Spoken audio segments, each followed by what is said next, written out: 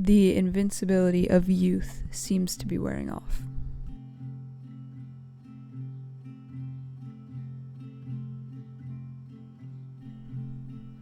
The years are starting to expose themselves. 25 of them now. I feel it. I hear it. I see it. There's a stiffness to my body every morning when I wake up. When I was 20, I started stretching first thing upon getting out of bed, and now I require it. If I dare skip, my body is wrecked for the entire day.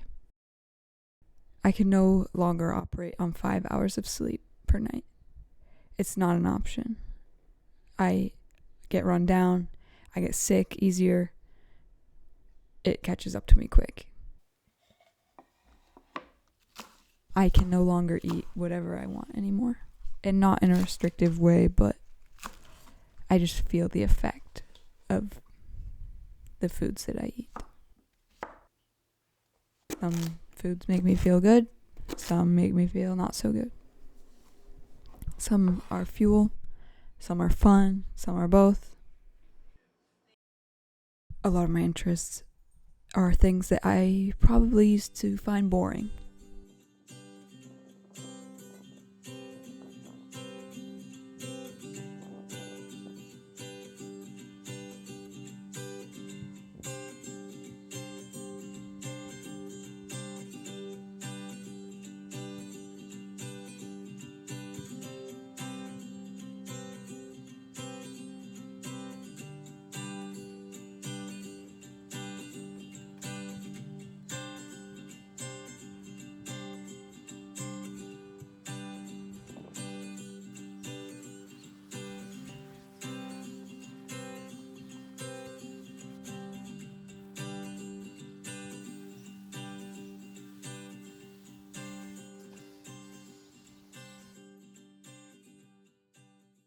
When strangers try to get my attention, they say, "Ma'am," when it used to be "Miss."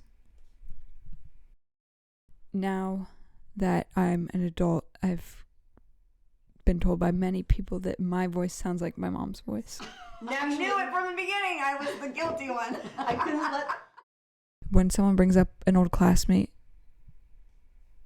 yeah, their name rings a bell. That one kid, he had glasses. We were born on the same day in the same hospital. We shared a birthday celebration all throughout our school years. I remember his name, but I can't for the life of me picture his face. Or sometimes I don't see it in things that are too far or too close because my eyes aren't as sharp as they once were. Looking at my hands, they're weathered and cracked, and they get super dry in the winter. Looking in the mirror. That one's kind of self-explanatory.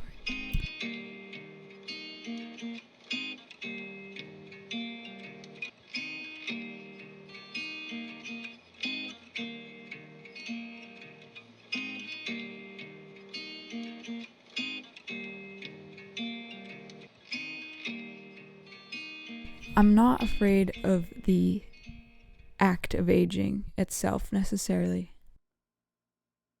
All of these things that I'm noticing as I'm maturing and getting older aren't bad things. They are innate parts of life. We're supposed to age, and eventually we are supposed to die. That's how it works. I read a book upon entering adulthood. Actually, I have it right here.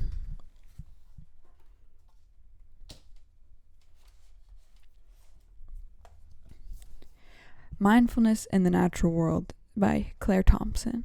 An idea that she writes about that was super disarming of this whole topic was that death is just as natural as birth. We can only hope to be so lucky to age and die at an old age.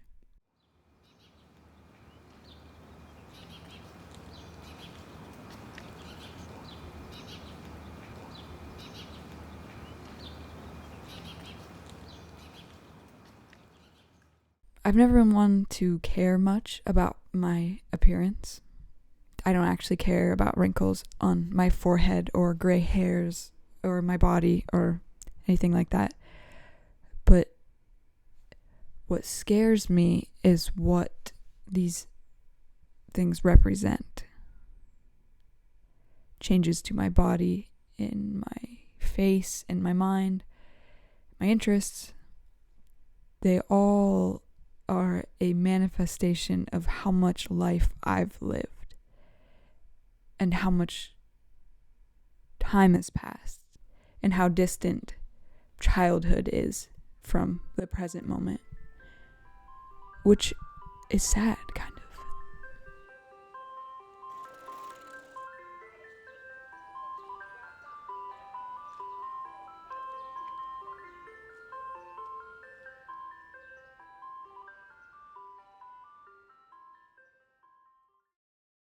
I am reading Sally Mann's memoir right now, Hold Still, and in it she mentions this word that I'd never heard before, but she relates a lot of her work back to it. And there's no perfect one-to-one American English translation, but as I understand it, it is a deep nostalgia or homesickness for a previous period of life. Not just reminiscing on old memories, but a longing, aching, grief-like feeling of missing the location, the people, the specific moments, who you were and how you felt in a previous period of life. And I think I feel this every single day. For better or worse, my mind is in constant replay of old memories. I am obsessed with the past. My favorite thing in the world is to just sit with the people I love and swap stories about the good old days. And it's not even that I necessarily want to go back in time and relive those days of my life, but I just want to re-feel those feelings. I don't know if that makes sense.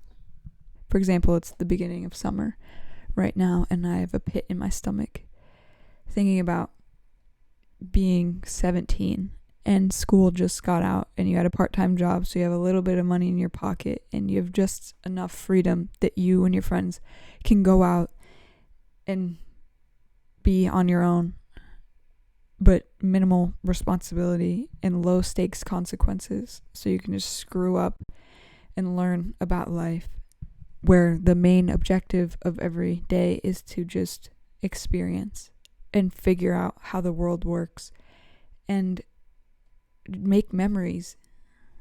Life was so fun and easy then.